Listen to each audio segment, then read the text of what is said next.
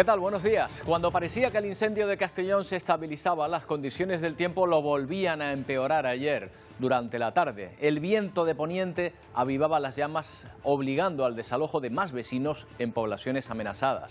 Hoy volvemos a iniciar el día con una situación esperanzadora, ya que durante la noche la meteorología ha sido favorable para los equipos de extinción.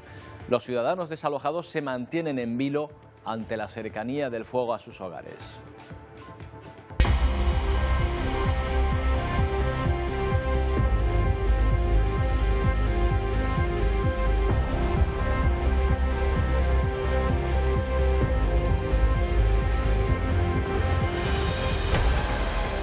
Después de 6 días de incendio, ayer tuvieron que ser desalojados otros 3 pueblos que corrían peligro por la cercanía del fuego. Las llamas, hasta el momento, han arrasado unas 4.300 hectáreas, afectando un perímetro de aproximadamente 50 kilómetros.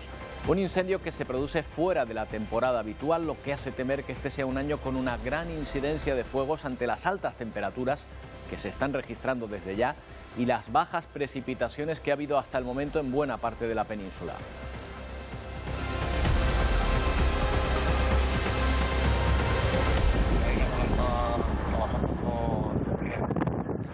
Y hablamos de la tragedia que se repite como un bucle en una sociedad armada hasta los dientes. Estas son las imágenes de un nuevo tiroteo en una escuela que ha acabado con la vida de 6 personas, 3 de ellas niños.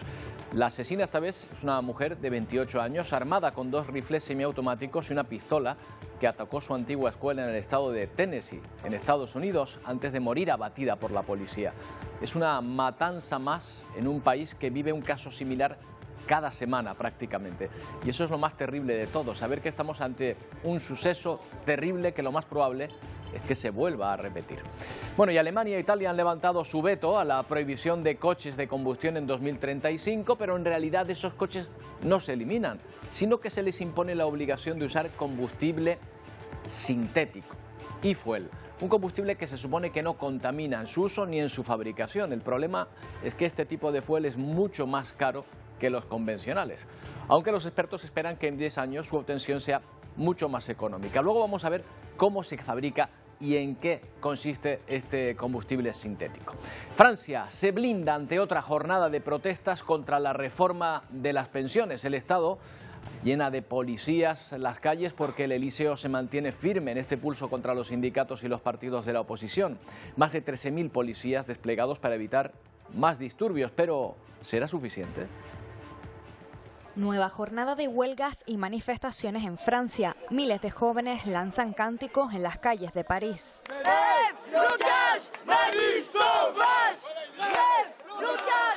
Protestan contra la reforma de las pensiones. Este joven de 18 años está en contra de la reforma porque sus padres trabajan mucho y no quiere verlos morir en el trabajo. No me imagino a mis 64 años levantándome a las 3 de la mañana para cargar aviones, asegura.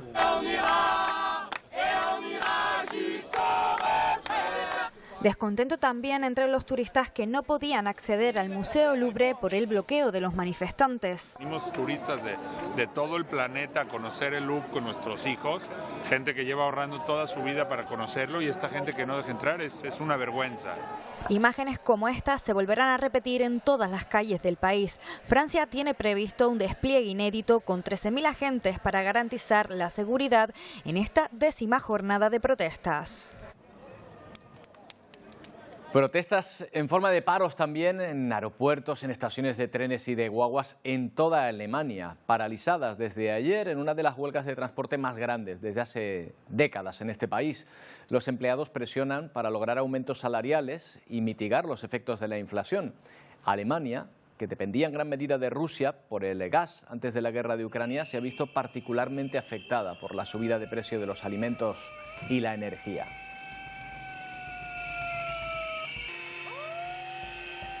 Bueno, a quien sí le han doblado el pulso es este señor, al primer ministro israelí Benjamín Netanyahu, que ha reculado en su intención de reformar el poder judicial, limitando el papel de los jueces y del Tribunal Supremo en su país.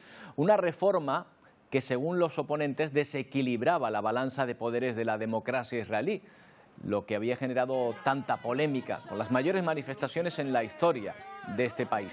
Netanyahu dice que lo hace por responsabilidad nacional, pero no descarta la reforma más adelante. Dice que por ahora detiene temporalmente su tramitación para tratar de llegar a un consenso con la oposición. El proyecto inicial plantea que los nombramientos judiciales dependan en su mayoría del Ejecutivo y otorgar al Parlamento el poder de anular además los fallos que decida la Corte Suprema. Es decir, que el Parlamento pueda anular las decisiones del Tribunal Supremo de este país. Bueno, esta es la reacción en las calles después de esta decisión de Netanyahu. La policía de Israel llegó a usar anoche cañones de agua para dispersar a los manifestantes cuando se negaron a abandonar un área cercana a la carretera principal en Tel Aviv. Mientras el primer ministro pronunciaba el discurso, miles de personas estaban en Jerusalén y Tel Aviv, incluida una contramanifestación de partidarios de la reforma. Su presencia generó temores de casos de violencia entre las dos partes, pero la noche transcurrió sin mayores incidentes.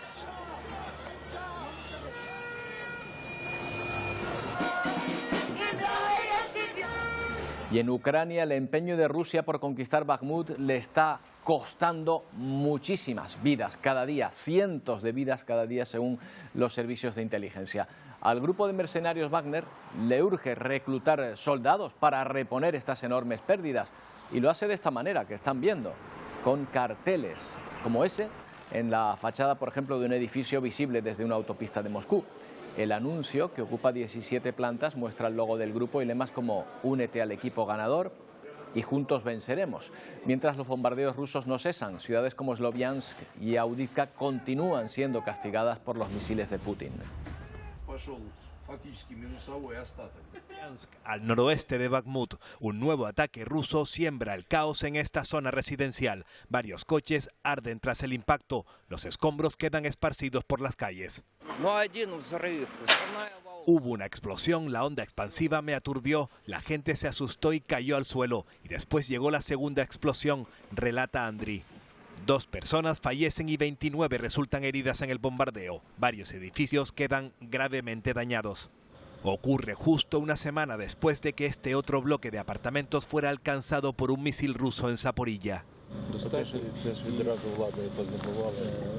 El presidente ucraniano visitaba este lunes por sorpresa la zona. Las autoridades locales le informaban de lo sucedido ante la atenta mirada de los vecinos. Los terroristas sabían exactamente hacia dónde apuntaban sus misiles, hacia las casas. 37 personas resultaron heridas, 2 murieron, recordaba Zelensky. El líder ucraniano insuflaba ánimos también a los soldados que defienden las posiciones en el sur del país. En la misma jornada, el jefe de la Agencia Internacional de Energía Atómica conocía de la mano del líder ucraniano los daños provocados por los continuos ataques del ejército de Putin a las infraestructuras energéticas en Zaporilla. Rafael Grossi volvió a manifestar su preocupación por la cercanía de los bombardeos con la central nuclear más grande de Europa. Muy cerca de Donetsk, el alcalde de Avdiivka alerta del aumento de los ataques rusos para hacerse con la ciudad.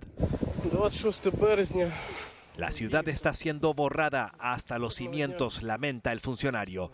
Kiev ya ha dado la orden de evacuar a todos los trabajadores municipales. Y tienen a la triste protagonista de un nuevo ataque masivo en Estados Unidos, una nueva masacre en una escuela de Nashville que deja 6 muertos, entre ellos 3 niños. La autora es una exalumna transgénero con un plan detallado para matar. La policía cree que Audrey Elizabeth Hale tenía resentimiento. Nos cuenta más detalles Jaime Moreno desde Washington. Las autoridades en Estados Unidos confirmaron que la protagonista del tiroteo en una escuela privada de Nashville, Tennessee, era una mujer blanca de 28 años de edad que estaba fuertemente armada, 2 rifles de asalto y una pistola. La mujer entró a la escuela por una entrada lateral y caminó desde el primer piso hasta el segundo disparando en varias ocasiones, pero fue neutralizada en 14 minutos por la policía después de un rápido enfrentamiento. El saldo de fallecidos por ahora es de 3 niños, todos de 9 años de edad, y 3 adultos empleados de la escuela. Solo en 2023 la cifra de tiroteos masivos es contundente. Según el Archivo de Violencia Armada, un grupo de investigación sin ánimos de lucro que rastrea los ataques con armas de fuego, este año han ocurrido 129 tiroteos. El año pasado fueron casi 650. Desde Washington, Jaime Moreno, de La Voz de América, para la Alianza Informativa Latinoamericana. Es el momento en el que la autora del tiroteo trata de acceder al interior del centro. En las imágenes se aprecia cómo el atacante efectúa varios disparos hasta que logra romper los cristales de la puerta de entrada. Una vez dentro, deambula por los pasillos, toma el camino de la derecha y deshace lo andado. Acto seguido se dirige al frente, entra en un aula y la revisa, siempre apuntando con un rifle semiautomático. Más tarde repite la acción en otra clase. Minutos después deja atrás la secretaría y comete la masacre. Mata a 6 personas, 3 niños de 9 años y 3 adultos. Hale, de 28 años y exalumna de la escuela, usó 2 rifles de asalto y una pistola antes de ser abatida por la policía. I just want to speak very briefly about the school shooting in Nashville, Tennessee. Es enfermizo, ha manifestado el presidente de Estados Unidos, Joe Biden. Según la policía, planeó el ataque al centro. Había dibujado un mapa detallado de la escuela, incluyendo los posibles puntos de entrada, y vigiló exhaustivamente el edificio durante días. También dejó un manifiesto cuyo contenido aún se desconoce. Ya se ha producido el traspaso de las carteras de los ministerios de Industria y de Sanidad. Ya saben que una de esas carteras va a un canario, ahí lo ven, Héctor Gómez, que viene a ocupar la de Industria y Turismo. José Manuel Miñones dirige ahora Sanidad, intercambiando sus carteras con Reyes Maroto y Carolina Darias. Los nuevos titulares de Industria asisten también hoy a su primer Consejo de Ministros.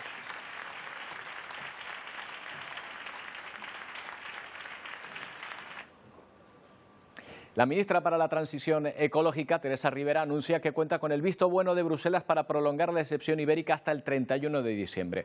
Se trata de un acuerdo con el que el Ejecutivo busca volver a la casilla de salida, fijando de nuevo un tope de precio lo más bajo posible, entre 45 y 50 euros el kilovatio hora, el megavatio hora, perdón. La extensión será aprobada este martes en Consejo de Ministros, aunque quedará pendiente de la adopción formal por parte de la Comisión Europea.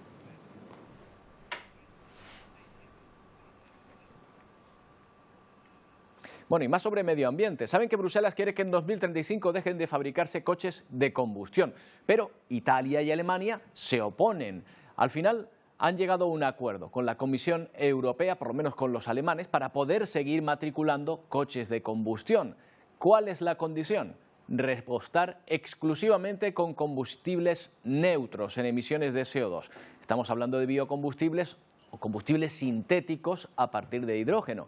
Otras alternativas para estas gasolinas sintéticas podrían ser el etanol o el amoníaco. Por su parte, el ministro de Transportes de Italia ha pedido que la legislación también permita el uso de los biocarburantes después de 2035.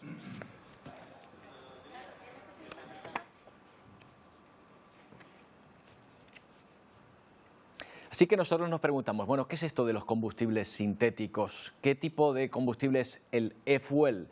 Se lo preguntamos a un experto. Diego Mateo Samán es director general de GESE, experto energético. ¿Qué tal, Diego? Buenos días.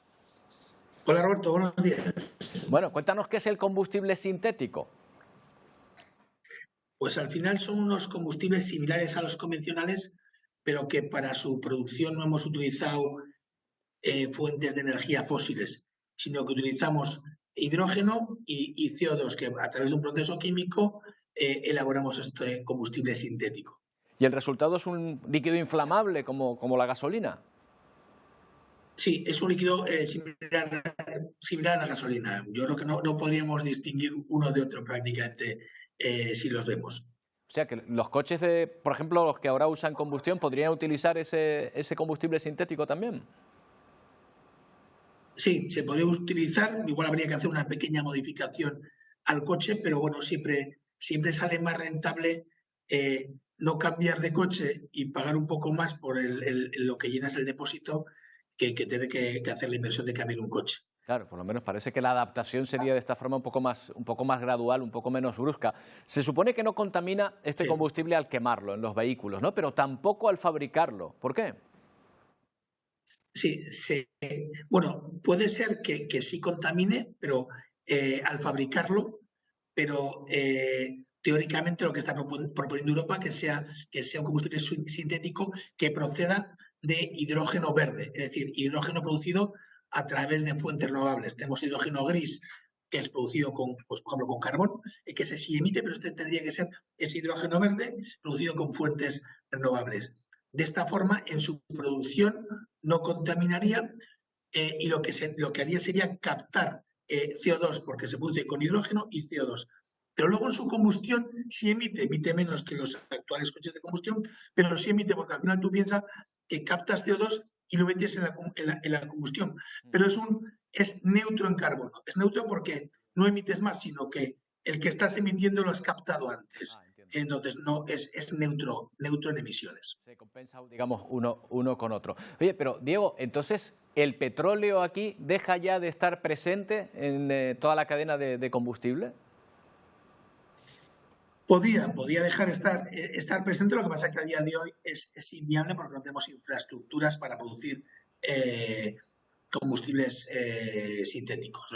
Actualmente la producción que hay en el mundo es menor del 1%, es decir, es prácticamente muy poco significativa, pero bueno, es cuestión de ir haciendo inversiones y luego también tiene otro problema, que es muy caro de producirse. Se estima que para el 2030 el coste de producir un combustible sintético esté en 3 euros el litro, es decir, mucho más caro que lo que es la producción de un combustible convencional. Claro, y esto dependerá de una economía de escala, es decir, a medida que haya mayor demanda de este combustible, ¿será más fácil fabricarlo o no es tan sencillo? Sí. Bueno, hay que pensar que sí, que va a haber mayor demanda, ahora no sale rentable, también va a haber mayor, ya estamos viendo que va a haber mayor fabricación de hidrógeno, ¿no? Muchos proyectos de plantas de fabricación de hidrógeno.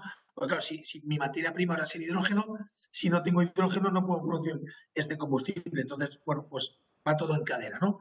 Entonces, va a haber que correr, pero bueno, por lo menos va a haber una solución y sobre todo vamos a salvar una industria como es la industria automovilística, que la industria automóvil en Alemania supone un 11% del PIB. Si nos cargamos el motor de combustión, pues es una industria que va a sufrir mucho. Claro, lo que veo, Diego, es que es una cuestión de plazos. O sea, en 10 años dará tiempo a tener toda la infraestructura necesaria para fabricar esa demanda de fuel sintético que van a requerir estos vehículos. Complicado. Claro. Muy complicado, porque las producciones son tan bestiales de la cantidad de combustibles que necesitamos a día de hoy, que lo vamos a ver, por ejemplo, creo que en el 2026 creo que la Fórmula 1 ya va a funcionar exclusivamente con combustibles sintéticos. Es decir, lo vamos a empezar a ver cómo se va introduciendo, pero de manera generalizada tenemos no solo el problema de los combustibles sintéticos, también tenemos el problema del coche eléctrico, que para 2035 pues ni las baterías, ni la infraestructura eléctrica, ni todo lo que necesita para que todos los coches sean eléctricos en 2035 lo tenemos preparado. Es decir, con esto conseguiremos balancear un poco, ¿no? Que haya eléctricos y que haya coches con combustibles sintéticos. Diego, nos lo has explicado muy clarito. Muchas gracias. Buenos días. Muchas gracias a vosotros. Un saludo. Buenos días.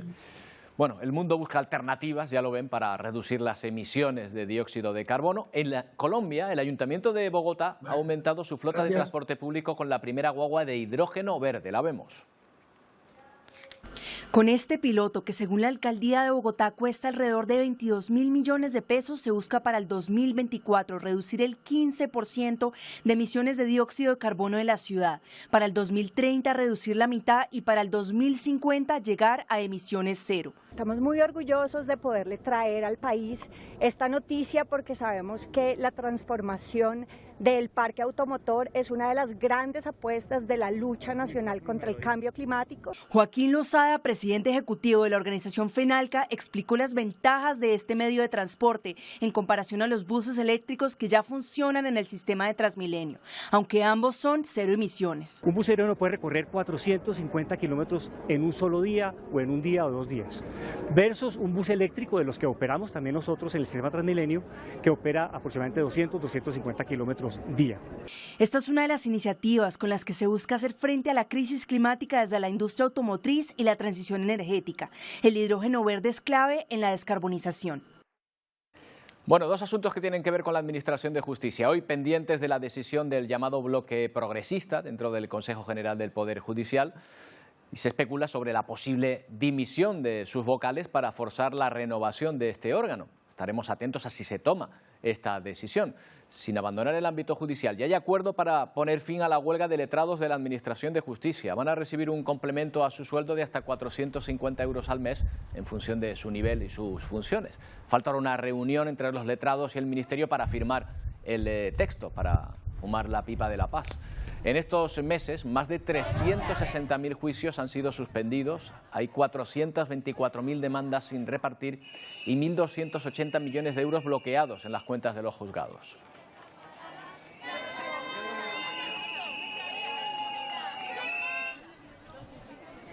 Dos asuntos de los que vamos a hablar con el secretario de Estado de Justicia, pero antes un apunte sobre el asunto que le trae a Canarias. Tonchu Rodríguez está en Guía de Isora, en Tenerife, presentando el proyecto piloto de Oficina de Justicia que se está implantando en este y otros municipios de España. ¿Qué tal, señor Rodríguez? Buenos días. Buenos días, ¿qué tal? Muchas gracias por invitarme a vuestra cadena. Muchas gracias por atendernos, por darnos su tiempo. Bueno, esta experiencia piloto viene a renovar lo que conocemos como juzgados de paz, ¿verdad?, en las localidades pequeñas. Efectivamente, en Guía de Isora hemos venido precisamente a eso, a abrir un piloto de oficina de justicia en el municipio que viene a sustituir lo que eran las antiguas oficinas de juzgados de paz, para que los ciudadanos de Guía de Isora no tengan que trasladarse a Tenerife o no tengan que ir a su partido judicial y puedan hacer toda la tramitación judicial desde la propia oficina de justicia en el municipio. Creo que es acercar la justicia al ciudadano y eso es lo que presentamos hoy en Guía, algo que ya está siendo pilotos, vamos a hacer 12 pilotos en la península y este es el primero que hacemos en la insularidad canaria. Hemos hecho esto en Formentera, en Baleares, con un resultado magnífico y hoy lo hacemos también hoy en Guía de Isora. Efectivamente, señor Rodríguez, entre los más destacados de este proyecto piloto es que prescinde del desplazamiento a los juzgados para determinados trámites procesales o registrales. ¿Cuáles destacaría de estos trámites? No, se va a poder hacer toda la tramitación procesal, se va a poder hacer desde la Oficina de Justicia del municipio. Desde comparecer en un juicio, hacer una declaración, pedir todos los tipos de registro en el registro civil, desde un certificado de nacimiento, de función, de matrimonio, declaraciones de cualquier tipo, peticiones al Instituto de Medicina Forense, ponerse en contacto con los centros penitenciarios, hacer declaraciones donde un denunciante y un denunciado no tienen por qué estar en el mismo lugar, sino que uno puede estar en la Oficina de Justicia del municipio de Guía de Isora y la otra parte en el cuartel de la Guardia Civil, evitando así contacto y situaciones que le pueden generar una molestia. Yo creo que es un avance importante, sobre todo para que el ciudadano tenga en su propio juzgado de paz la mejor atención posible. Y eso se va a hacer sin una gran inversión. Yo, que he sido alcalde, lo primero que preguntaba siempre es ¿cuánto me va a costar todo esto?, ¿no? Bueno, pues esto al Ayuntamiento de Guía no le va a costar nada, es simplemente tener a disposición la oficina del juzgado de paz y los funcionarios que o bien del Ministerio de Justicia o bien del propio Ayuntamiento van a poder realizar ese tipo de actuaciones y por tanto es acercar una puerta abierta de la justicia a todos los ciudadanos. Si funciona correctamente para los ciudadanos, pues se les quita un peso de encima teniendo que quitarse desplazamientos de encima. Bueno, me imagino que también su ministerio se quita un peso de encima con el fin de la huelga de letrados que se vislumbra tras las votaciones de ayer, pero se enfrentan ahora a la saturación de comunicaciones que estaban pendientes de salida y el retraso de muchísimos procedimientos atrasados por esta huelga. ¿Han previsto, señor Rodríguez, algún protocolo para recuperar el tiempo perdido? Bueno, en principio decir que ahora mismo todavía se está en una reunión para la firma de ese documento que fue aprobado ayer por las asambleas de letrados de toda la España con un más de un 70%. Ahora mismo se está en el Ministerio de Justicia ultimando ese acuerdo y efectivamente yo lo denominé ayer un procedimiento de desescalada, porque nos encontramos con que son muchos los expedientes que están sin cubrir debido a estos 2 meses de huelga de los letrados de la Administración de Justicia, y hemos creado un grupo de trabajo entre el Ministerio de Justicia, el Consejo General del Poder Judicial, la Fiscalía General y los propios colegios de abogados y procuradores para intentar eso, una desescalada, porque efectivamente va a generar o se ha generado a lo largo de estos 2 meses una situación de atraso cuando ya parecía que habíamos avanzado después de la pandemia y que estábamos poniendo los asuntos en más o menos orden. Nos hemos encontrado con esta huelga indefinida de los letrados, que han mantenido posiciones maximalistas hasta este momento y que espero que hoy mismo se puedan resolver, se acabe esa huelga indefinida y se piense de verdad en los ciudadanos, que son los auténticos perjudicados de toda esta huelga indefinida. Esta tarde hay otro asunto importante para su departamento. Se reúne el Consejo General del Poder Judicial con una propuesta que pretende forzar a los partidos a renovar el órgano. La propuesta, que además la presenta un exdiputado del Partido Socialista, es emitir en bloque, llamado bloque progresista. ¿Le parece una buena opción para desbloquear la renovación o piensa que puede aumentar la percepción de politización del órgano de gobierno de los jueces? Bueno, en principio a mí no me gusta hablar de bloque progresista y bloque conservador dentro del Consejo General del Poder Judicial.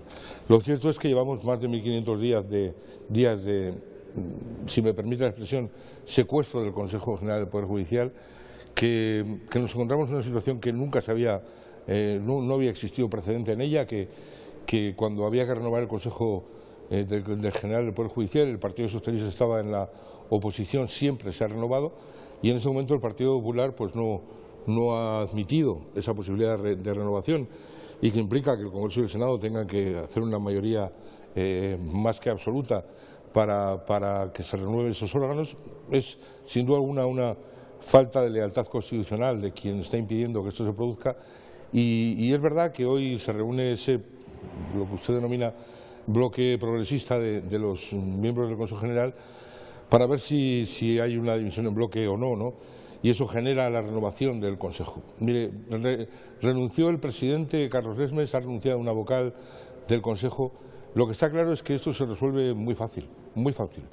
Una llamada de teléfono del actual presidente del Partido Popular, dando los nombres de los miembros del nuevo Consejo General del Poder Judicial, y esta tarde podría estar resuelto ese problema. Me da la impresión, después de casi más de 4 años de interinidad, que el Partido Popular no le interesa y no quiere realizar esa llamada ni esa renovación del Consejo. Y esa es mi gran duda. Lo que lamento de verdad es que se esté produciendo una involución del ámbito constitucional en este aspecto. Don Chuy Rodríguez, secretario de Estado de Justicia, muchas gracias por habernos atendido. Buenos días. Un placer, buenos días, muchas gracias. El ministro del Interior, Fernando Grande Marlaska, ha acusado al Partido Popular de haber paralizado la investigación interna por el caso Cuarteles. Así se defendía de las presuntas irregularidades en las reformas de varias comandancias de la Guardia Civil. Afirma Marlaska que en 2017, bajo el gobierno de Rajoy, el responsable político de la Benemérita ordenó esa paralización. El caso Cuarteles es un caso que se dio bajo los gobiernos del Partido Popular y que se trató de ocultar bajo los mismos. No podrán hacernos olvidar que este asunto, si está en los juzgados, es porque este gobierno no paraliza las investigaciones. Bueno, y una imagen muy difícil de ver con la que hacemos una pequeña pausa. Estamos en el marco del Congreso Internacional de la Lengua Española en Cádiz y el rey Felipe VI se ha acercado a tocar el cajón junto a un grupo de músicos. Es este momento que ven, los reyes se acercaron hasta los músicos y se sumaron a esa cajoneada, así se llama, que se estaba celebrando a las puertas del Teatro Falla de Cádiz. No sabemos cómo llevó el ritmo, aparentemente bien, Su Majestad el Rey, que ha intentado imitar el toque y que ha preferido disfrutar después de la actuación, pues sentado precisamente sobre uno de estos instrumentos. Con esta imagen hacemos una pausa, no tardamos.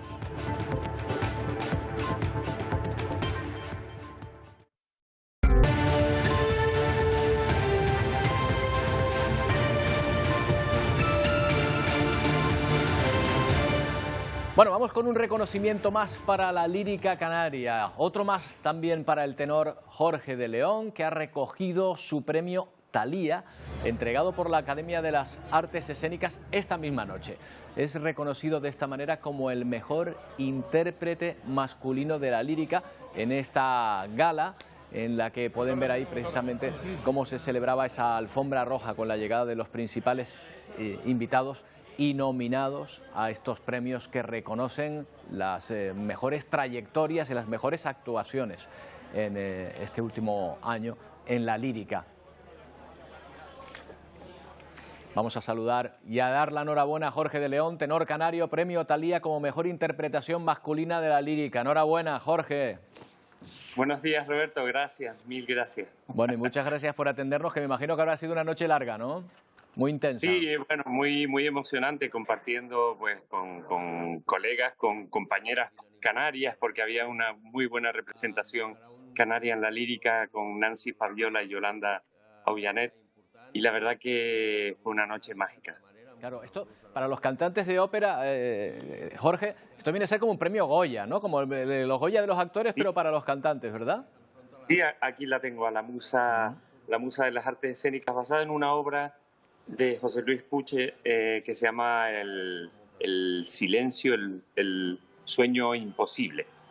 El sueño imposible porque, bueno, habla un poco de, aquí tenemos lo que son las trayectorias de las distintas artes escénicas, el caracol que marca lo lento y lo trabajoso que es. Es un primer premio, pues lógicamente para formar parte de la primera vez que se entregan estos premios, pues supone algo emocionante, algo inesperado, porque uno, lógicamente, pues yo fui a cantar a Aida en el Real con la ilusión de hacer mi trabajo, mi talento, de compartirlo con el público y, bueno, que te lo reconozcan es algo emocionante, muy emocionante. Reconoce el premio especialmente tu Radamés, efectivamente, en Aida. Oye, este es un papel, un rol especial para ti, ¿le tienes especial cariño?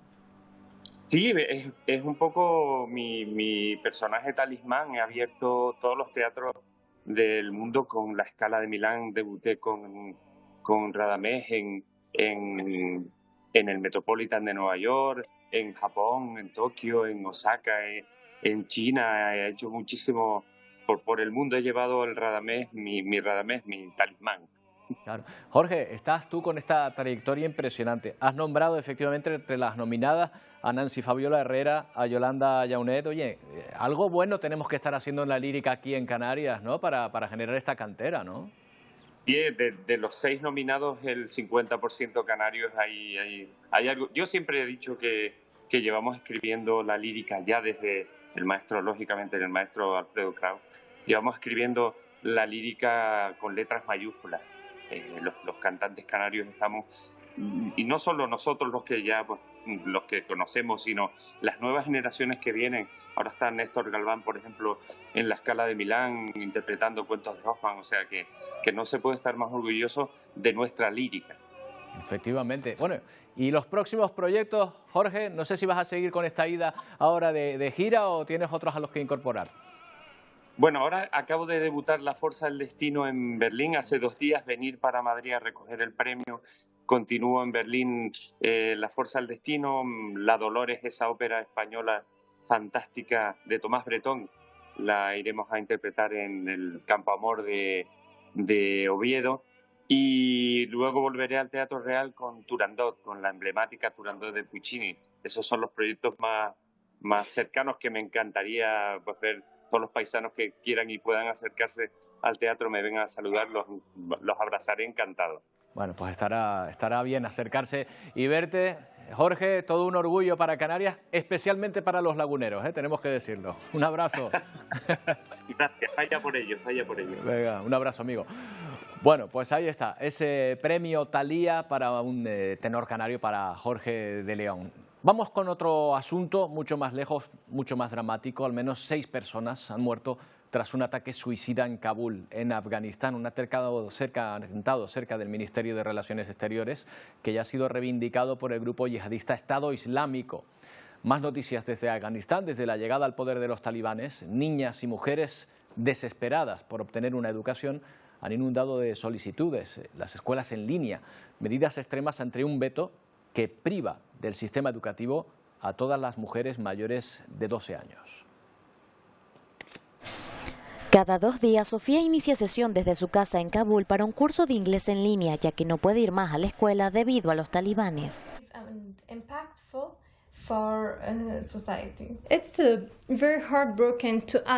Es muy desgarrador para nosotros porque hay muchos países islámicos donde a las niñas y a las mujeres se les permite trabajar, ir a la escuela y a la universidad. En Afganistán esto es realmente desgarrador, afirma la estudiante. Sin embargo, existen alternativas para aquellas que deseen continuar con sus estudios, como es el caso de la Academia Rumi, un centro dedicado a la enseñanza online. Cuando las niñas y mujeres en Afganistán pasaban por un momento terrible, en realidad la Academia Rumi trajo luz, pero sabemos que esto es muy arriesgado para nosotros. Entre cortes de energía y velocidades de internet increíblemente lentas, estudiar se convierte en una ardua tarea. La principal preocupación que tenemos con respecto a nuestra actividad es la conexión a internet. Si algún día la energía se desconecta por completo en Afganistán, se cae todo nuestro sistema. Entre clases online o institutos clandestinos, muchas jóvenes desafían el veto talibán. Bueno, y en Castellón continúa el fuego. Las llamas avivadas por el fuerte viento han obligado a desalojar más localidades, amenazando con entrar incluso en la Sierra del Espadán. Lola Olivera, hasta el momento el perímetro ya abarca unos 50 kilómetros.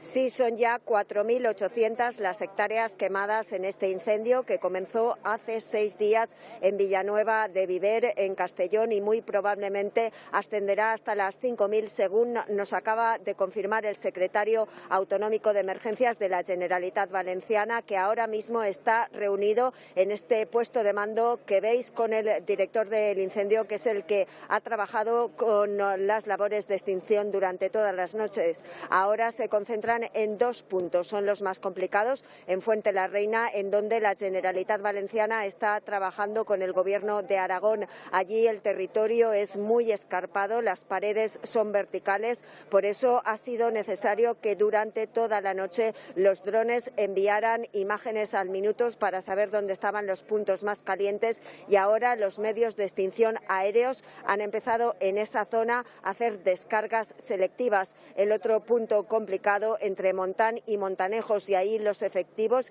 están preparados para evitar en todo momento que el fuego entre en el Parque Natural de la Sierra de Espadán. Sexta jornada y aún está descontrolado el incendio en Castellón. A los equipos terrestres de extinción se han sumado los medios aéreos al amanecer, pero la meteorología ha sido favorable durante la madrugada. Una tregua que ayudará a levantar los ánimos de las personas evacuadas. La cercanía de las llamas obligó ayer a desalojar otros 3 pueblos más con unos 80 vecinos. Nos mandaron con lo puesto, ¿eh? Hoy me he podido duchar la primera vez con ropa. Hemos ido a comprar al pueblo de aquí abajo a comprar ropa, pues no teníamos nada. Con muchísima angustia, claro, muy preocupados. Salimos con lo puesto, alcanzamos a coger documentos y algo de ropa y no más. Se suman a los 1.500 vecinos que ya fueron trasladados desde el viernes, entre ellos personas con movilidad reducida y ancianos de una residencia. El fuego ya ha arrasado 4.300 hectáreas y afecta un perímetro de unos 50 kilómetros. Este martes se seguirá trabajando en la defensa de las poblaciones desalojadas. Bueno, a las 12 continuamos con la actualidad con Ponte al Día. Wendy, Pedro, ¿qué tal? Buenos días. ¿Qué tal, Roberto? Hola, Muy Roberto. buenos días. Pues fíjate que salir a la carretera en algunos puntos del archipiélago y en algunos momentos puede ser una verdadera aventura. Y no precisamente porque aumente nuestros niveles de adrenalina, sino todo lo contrario, porque aumenta nuestros niveles de estrés. Pasar horas y horas en un atasco nos puede perjudicar y mucho. Nos quita años de vida la conducción en Canarias. Todo esto lo vamos a analizar hoy con nuestra psicóloga Daida Hernández, que nos va a enseñar, bueno, pues qué le pasa a nuestro cuerpo en situaciones tan complicadas como esta, y también nos va a dar las claves para afrontarlas de la mejor manera posible. Pero hay más cositas en Ponte al Día, claro que sí. Hay más cositas, claro que sí. Hoy también vamos a poner sobre la mesa si existe una crisis de fe en el seno de la Iglesia. ¿Por qué? Pues porque cada vez hay menos curas, hay menos quienes se inscriben en los seminarios, quienes deciden colgar esa sotana. ¿Y qué provoca esto? Pues que muchos sacerdotes estén pluriempleados en diferentes parroquias. Vamos a abordar hoy este asunto, pero además también nos haremos eco de esa estampa que nos dejaba el rey don Felipe VI en un ambiente mucho más distendido. Ahí lo están viendo en imágenes. Ayer en Cádiz, tocando el cajón, y con qué arte, bajo la atenta mirada de la reina doña Leticia. Hoy vamos a abordar esa situación pues con una de las voces más autorizadas, con la conocida periodista Carmen Enríquez, que estuvo allí presente y que hoy estará con nosotros en nuestro programa. Estos y más asuntos pues a las 12 en punto. Hasta ahora, Roberto. Adiós. Bueno, hasta ahora, compañeros. Una noticia de última hora, un tiroteo, pero aquí en nuestro país. 4 agentes de la Guardia Civil han resultado heridos por arma de fuego en una operación antidroga. Los agentes fueron recibidos con disparos en un chalet ubicado en la partida del Moralet, en Alicante, cuando se disponían a efectuar un registro en esta propiedad. Estas imágenes, de hecho, corresponden al incidente. Los agentes de la Benemérita han logrado arrestar al autor de los disparos y a su hijo, que se habían atrincherado en este domicilio con una escopeta de caza con la que abrieron fuego contra los guardias civiles. Los agentes heridos han sido evacuados al Hospital General de Alicante. Su vida no corre peligro.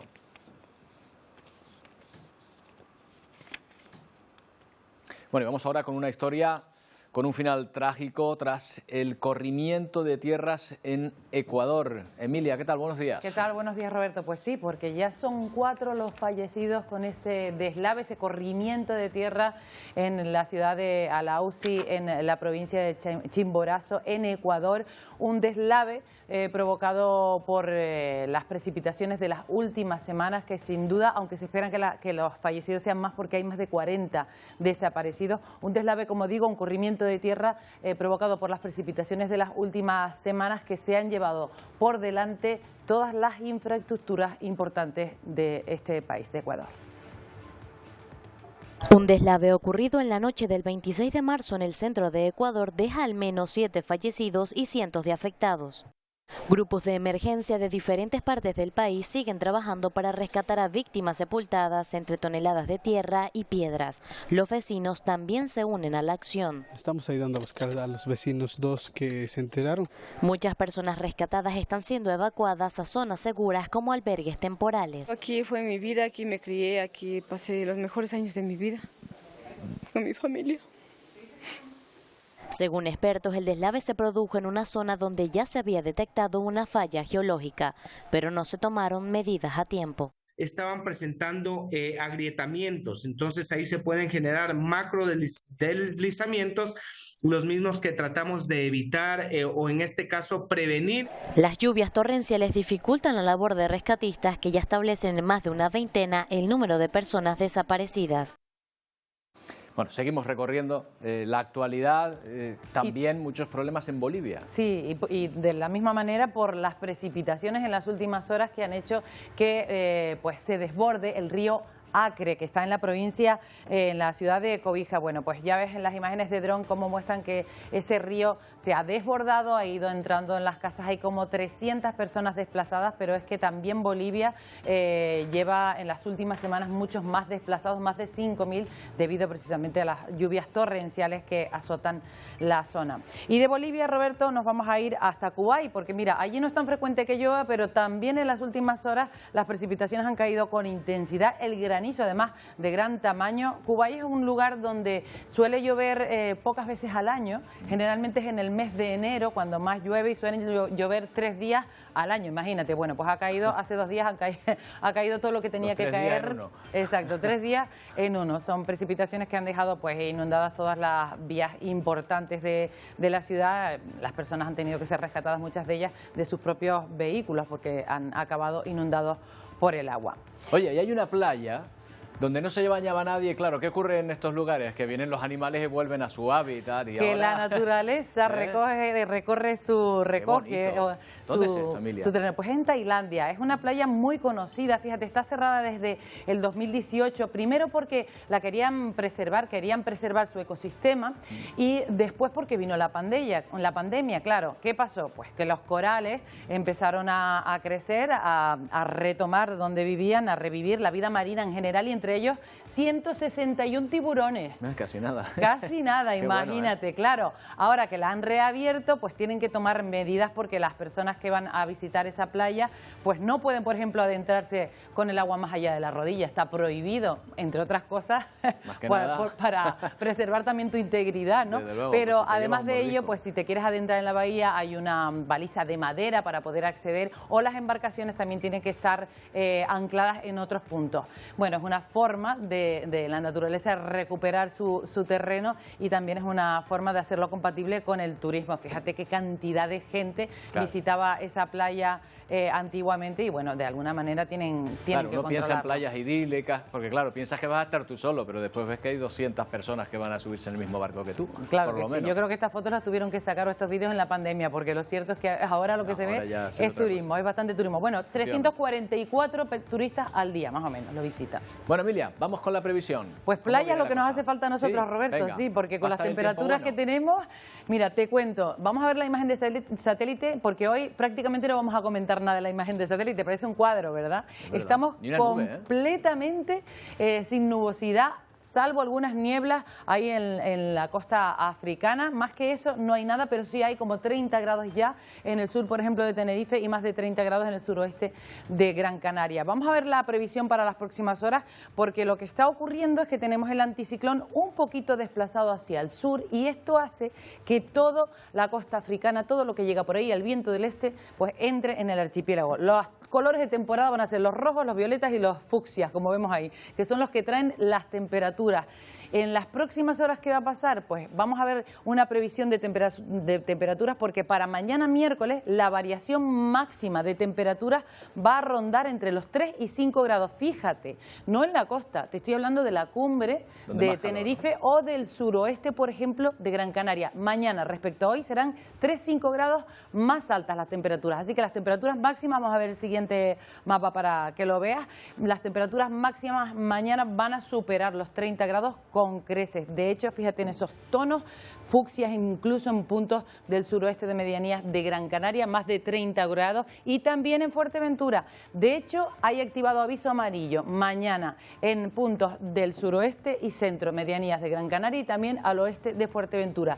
Pero también en el resto de las islas suben las temperaturas, en las occidentales un poquito menos, pero sí es verdad que van a subir de los 30 grados. Así que la previsión para las próximas horas, mañana va a ser cielos prácticamente despejados en todo el archipiélago, temperaturas de media 28, pero ya te digo que en Fuerteventura y en Gran Canaria superarán los 34, por eso los avisos amarillos. Por cierto, mañana por la tarde también aumenta el viento con rachas de 70 kilómetros por hora, hay aviso amarillo también en la isla de La Gomera, en la isla del Hierro, así que mucha precaución. Será del nordeste moderado, la situación marítima también se complica con mar de fondo del noroeste con olas de hasta 3 metros.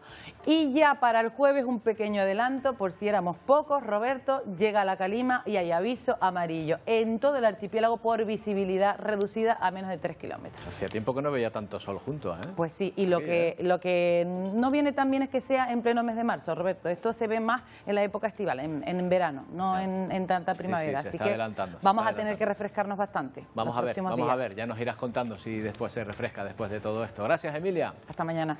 Bueno, y nos vamos a ir pues hablando de cosas que nos deja la primavera, precisamente, auténticos espectáculos de la naturaleza. Por ejemplo, los cerezos en flor en la cuenca tidal de Washington, por si piensan viajar a la capital estadounidense.